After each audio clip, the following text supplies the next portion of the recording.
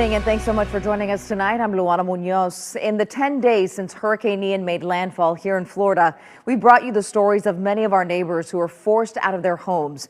FEMA is helping put people in temporary housing until they're able to return to their houses.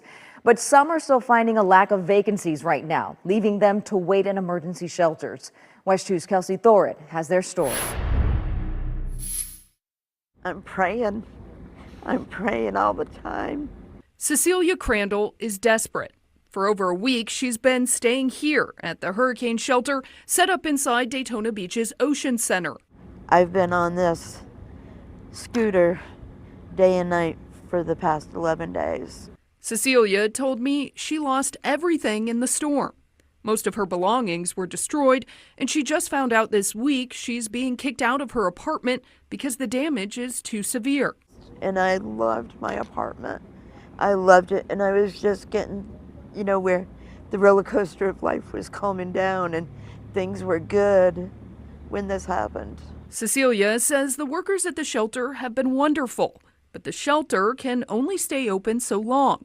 And there's no place to go now because of Bike Week. Cecilia's talking about Biketoberfest, the annual motorcycle festival that brings thousands of people to Daytona Beach every October.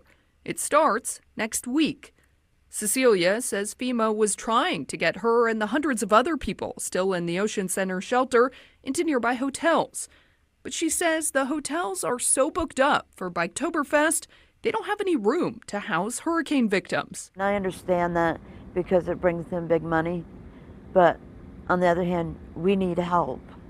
And it seems no one wants to help. Cecilia told me FEMA offered her hotel rooms in DeLand or Orlando. But she says that's too far away for someone like her who doesn't own a car.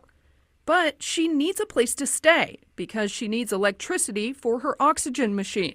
She told me she doesn't know what to do. She's just praying something will come through and using the power of music to keep hope alive. There's a country song saying, "Jesus, take the wheel."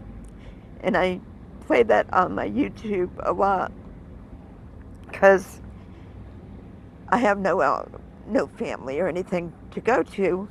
In Volusia County, Kelsey Thorid, WESH 2 News.